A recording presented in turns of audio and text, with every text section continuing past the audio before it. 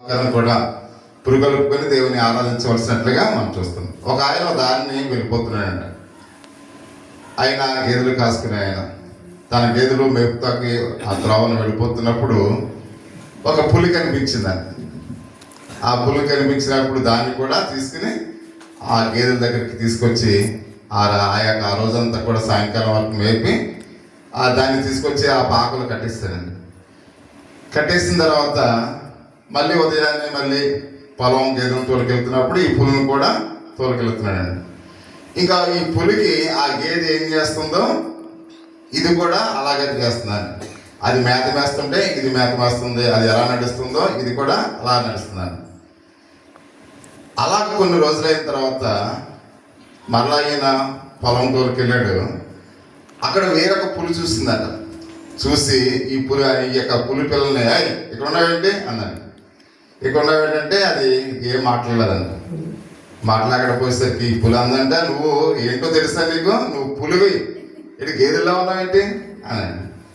అప్పుడు దానికి అర్థం కాక నువ్వురా పులి ఎలా ఉండాలో నీకు నేను నేర్పిస్తాను అని తీసుకెళ్ళి దాన్ని ఆ పులి ఏ విధంగా ఉంటుందో అన్నీ కూడా ఆ పులి పిల్లకి నేర్పించిందండి. అప్పుడు ఆ పులి పిల్ల చాలా సంతోషించిందండి. అంటే పులి ఎలా బ్రతుకుతుందో ఆ పెద్ద పులి నేర్పించినప్పుడు ఆ బ్రతకటంలో ఉన్న సంతోషాన్ని బట్టి ఎంతో సంతోషించిందని.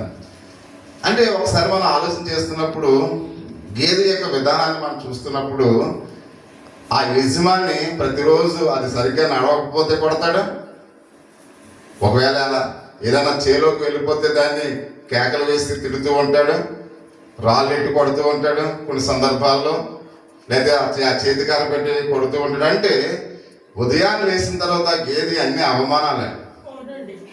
అది దారంటే వెళ్తున్నప్పుడు సరిగ్గా నడవకపోతే ఒకటేస్తాడు. అంటే ప్రతి రోజు కూడా గేదె ఎన్నో అవమానాలు పొందుతుంది. కాబట్టి ఆ గేదెతో పాటు ఈ పులి కూడా ఉంది కాబట్టి ప్రతిరోజు కూడా ఈ పులి కూడా ఏం పడుతుంది, అవమానాలు పడుతూ ఉంది. ఆ గేదెని ఎలా తిడుతూ ఉన్నాడు, ఈ పులిని కూడా అలాగే తిడుతూ ఉన్నాడు. దాన్ని ఎలా కొడుతూ ఉన్నాడో ఈ పులిని కూడా అలా కొడుతూ ఉన్నాడు. కానీ ఎప్పుడైతే అది పులిని ఆ పెద్ద పులి గ్రహించి దాన్ని తీసుకెళ్ళి నువ్వు పులి ఎలా ఉండాలన్నప్పుడు పులిని చూస్తే ఎవడన్నా బెడ్డయ్యాలని చూస్తాడా, ఒకవేళ ఎవడన్నా తిడతాడా దాన్ని చూడు. అంటే పులి పులిగానే ఉంది.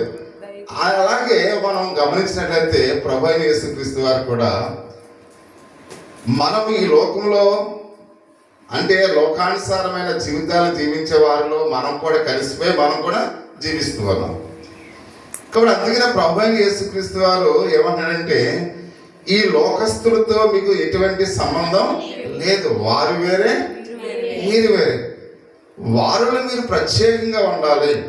మీరు ప్రత్యేకంగా ఉండటం కోసమే నేను పరలోకాన్ని విడిచి భూలోకానికి వచ్చి మీ కొరకు నా ప్రాణాన్ని అర్పించాను కనుక మీరు నన్ను వెంబడించండి అని ఆయన చెప్తూ ఉన్నాడు. ప్రియా సహోదరి సహోదరు, అంటే ఈ పెద్ద పులి ఎవరికి సాదృశ్యంగా ఉన్నాడు, ప్రభు యేసుక్రీస్తు వారికి సాదృశ్యంగా ఉన్నాడు.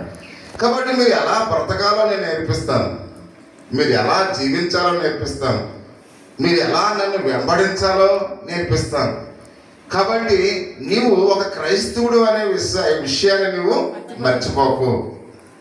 నువ్వు ఈ లోకానుసారమైన జీవితాన్ని నువ్వు జీవించకు.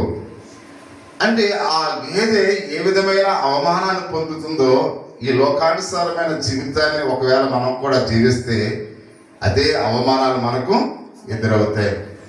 కాబట్టి అందుకనే మనము దేవుని కుమారులమని మర్చిపోకూడదు అనే విషయాన్ని పరిశుద్ధ గ్రంథంలో చాలా స్పష్టంగా మనం చూస్తూ ఉన్నాం. అంటే మనం ఎప్పుడు కూడా మనం ఎవరము క్రైస్తవులము అనే విషయాన్ని ఎప్పుడు కూడా మనం మర్చిపోకూడదు. ఈ లోకానుసారమైన జీవితాలను జీవించే వారిలో మనం కలిసిపోతే మనము కూడా వాటికి ఎటువంటి అవమానాలు ఎదురవుతున్నాయో మనకు కూడా అటువంటి అవమానాలే ఎదురవుతాయనే విషయాన్ని పరిశుద్ధ గ్రంథం నుండి కొన్ని సత్యాలు మనం చూస్తూ ఉన్నాం. అంటే ప్రభు అయిన యేసు మనందరితో నన్ను వెంబడించండి అని ఆయన చెప్తూ ఉన్నాడు. ఏమన్నాడు, నన్ను వెంబడించండి ఆయన చెప్తూ ఉన్నాడు. ఇక్కడ 3 విషయాలు మనం చూస్తూ ఉన్నాం. ఆయన వెంబడించాలంటే నన్ను పరిపూర్ణంగా వెంబడించండి అని చెప్తున్నాడు. మొదటి మాట ఏంటి, నన్ను పరిపూర్ణంగా. కాబట్టి మనం అసంపూర్ణంగా ఆయన వెంబడించకూడదు. ప్రభువారిని ఎలా వెంబడించాలంట? పరిపూర్ణంగా మనం వెంబడించాలి. రెండవ మాట, మొదటిగా నన్ను వెంబడించండి ఆయన సెలవిస్తూ ఉన్నాడు. అంటే మొదటి స్థానంలో దేవుణ్ణి మనం ఉంచాలి, ప్రథమ స్థానంలో ప్రభువుని మనం ఉంచాలి. మూడవదిగా మనం చూస్తున్నా నన్ను అనుసరించండి అని ఆయన మాట్లాడుతూ ఉన్నాడు. ఏమన్నాడైనా? అనుసరించండి అంటే నన్ను పరిపూర్ణంగా వెంబడించండి, నన్ను మొదటగా వెంబడించండి, మూడు నన్ను అనుసరించండి అని మనం చూస్తూ ఉన్నాం. అందుకని ఇక్కడ లూకాసు సువార్త 9వ అధ్యాయము 57వ వచనములో ఒక మాట మనం చూస్తున్నప్పుడు, మార్గమును వెలుచుండగా ఒకడు నువ్వు ఎక్కడికి వెళ్ళను నీ వెంట వచ్చిదనని. అంటే ఇక్కడ ఆయన యెరూషలేము వెళ్ళుటకు మనసు ఏం చేశాడంట? స్థిరపరచుకున్నాడు అని మనం చూస్తూ ఉన్నాం. ఆయన యెరూషలేము వెళ్ళడానికి తన మనస్సును ఏం పెట్టుకున్నాడు? స్థిరపరచుకున్నాడు. చూడండి, మనం ఎక్కడికైనా వెళ్ళాలని ఒక ఆలోచన మనకు కలిగింది అనుకోండి. నేను ఈరోజు తాడేపల్లిగూడెం వెళ్ళాలి అని ఒక ఆలోచన మనలో ఉందనుకోండి. ఒకవేళ మన మధ్యలో ఆరోలో వెళ్ళేసరికి ఎవరైనా స్నేహితుడు కలిసి ఒరే నిడదవోలు వెళ్దాంరా అని అన్నాడు అనుకోండి, నువ్వు ఇంటి దగ్గర ఏమనుకున్నావు? గుడి వెళ్దాం అనుకున్నావు. అంటే అదే మనస్సు నీ హృదయంలో ఉండాలి, నువ్వు గుడిమే వెళ్ళాలి. మధ్యలో ఎవరు వచ్చి నిడదవోలు వెళ్దామంటే నిడదవోలు వెళ్ళిపోకూడదు. మరలా ఎవరైనా మధ్యలో వచ్చి నిడదవోలు కాదురా చెట్టుపేటలో దిగిపోదామంటే చెట్టుపేటలో దిగిపోకూడదు. అంటే నువ్వు ఎక్కడికి వెళ్ళాలని నీ ఇంటి దగ్గర నువ్వు స్థిరపరచుకున్నావో అక్కడికే నువ్వు వెళ్ళాలి. ఇక్కడ ప్రభు అయిన యేసుక్రీస్తు వారు యెరూషలేము వెళ్ళాలని ఆయన స్థిరపరచుకున్నాడు. ఆయన ఎక్కడికి వెళ్తున్నాడు? యెరూషలేమే వెళుతూ ఉన్నాడు. అంటే దేవుని యొక్క విశ్వాసంలో మనం ఒక స్థిరత్వం అనేది ఉండాలి. మనం ఎవరిని నమ్ముకుంటున్నాము, ఆ నమ్ముకున్న ప్రభువు ఎలాంటి వాడు, ఆయన విశ్వసించాలంటే మనము ఎలా ఉండాలి అని ఒక ఆలోచన నీలోకి వచ్చినప్పుడు నీ ఆలోచన మరణ పర్యంతం వరకు అదే విధంగా ఉండాలి. మధ్యలో ఏమాత్రం కూడా మనము మన నిర్ణయాలను ఏమాత్రం కూడా మార్చుకోకూడదు అనే విషయాన్ని పరిశుద్ధ గ్రంథంలో అయితే మనం చూస్తూ ఉన్నాం. కాబట్టి ఆయన యేసు స్థిర మనస్సుతో తన లక్ష్యం వైపు ఆయన వెళుతూ ఉన్నాడు. ప్రియమైన వాళ్ళ అందుకనే మనం చూస్తూ ఉంటాం పిల్లలు, ఎందుకంటే 10th క్లాస్ వరకు జనరల్గా వారు అన్ని సబ్జెక్టులు కూడా చదువుతూ ఉంటారు. చదువుతున్నప్పుడు వారు ఆ 10th క్లాస్ పబ్లిక్లో ఏ సబ్జెక్ట్ అంటే వాళ్ళకి ఎక్కువ మార్కులు వస్తాయో ఆ సబ్జెక్ట్ అంటే వాళ్ళకి ఇష్టం కాబట్టి దానికి సంబంధించిన కోర్సును వాళ్ళకి చదువులు మనం ఇప్పించాలి. ఒకవేళ వాళ్ళకి మ్యాథమెటిక్స్ బాగా ఇష్టం అనుకోండి, వాళ్ళకి ఆ యొక్క మ్యాథమెటిక్స్ ఏదైతే సంబంధించిన ఆ యొక్క కోర్సులు ఉన్నాయో దానికి సంబంధించిన వాటిని మనం జాయిన్ చేయాలి. ఒకవేళ సైన్స్ అంటే ఇష్టం అనుకోండి, ఒకవేళ డాక్టర్ అవడానికి మామూలుగా ఆ యొక్క బిడ్డ ఆ సైన్స్ మీద ఎక్కువ కేంద్రీకరించింది కాబట్టి తెలుసు. అంటే ఆ పిల్లవాడు మార్క్స్ని బట్టి వారి యొక్క ఆలోచన బట్టి వారి యొక్క ఆ స్థిరత్వాన్ని బట్టి మనం ఏం చేయాలి? ఆ కోర్సులో వాళ్ళని జాయిన్ చేస్తే వాళ్ళు ఉన్నతమైన స్థితిలో ఉంటారు. అలాగే ఆ పిల్లవాడు కూడా మనము ఏదైతే ఆ సబ్జెక్ట్ అంటే మనకి ఇష్టమో, ఏ సబ్జెక్ట్ అంటే మనము ఆలోచిస్తూ ఉన్నామో ముందుగానే ఆ ప్రాథమిక విద్యలోనే అతను ఏ స్థాయిలోకి వెళ్ళాలి, ఏం చదవాలి అనేది ముందుగానే వాడు ఏం చేయాలి? నిర్ణయించుకోవాలి, స్థిరపరచుకోవాలి. అప్పుడే అతడు తన జీవితంలో ఒక ప్రయోజకుడిగా ఉంటాడు.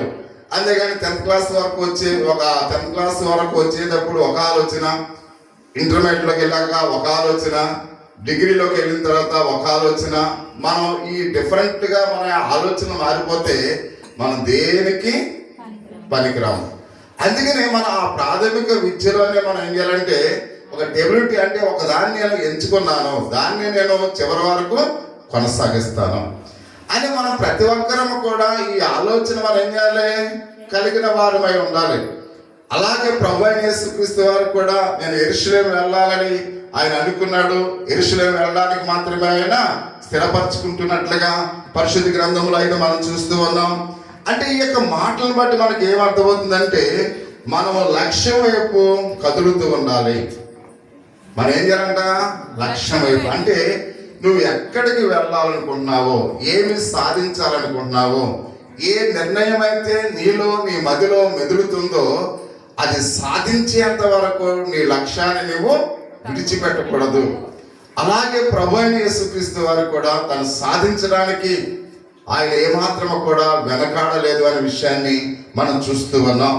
ఈలోపు 57వ వచనం మనం ఆలోచన చేసినప్పుడు, నీవు ఎక్కడికి వెళ్ళినను నీ వెంట వచ్చిందని ఆయనతో ఆయన చెప్పినట్లుగా మనం చూస్తున్నాం. అందుకే ఆయన అంటున్నాడు 58వ వచనంలో, నక్కలకు బొరియలుండెను, ఆకాశ పక్షులకు నివాసము గలవు గాని మనిషి కుమారుడికి తలవాల్చుకున్నటకైనను స్థలము లేదని అతనితో చెప్పాడు. ప్రియ సహోదరి సహోదరా, ఈ మాటలు కాబట్టి మనం నా కొరకు నీవు కాబట్టి నీ ఇంటిని నీ నివాసమును వదులుకోవాలి. అంటే ప్రభువాన్ని వెంబడించ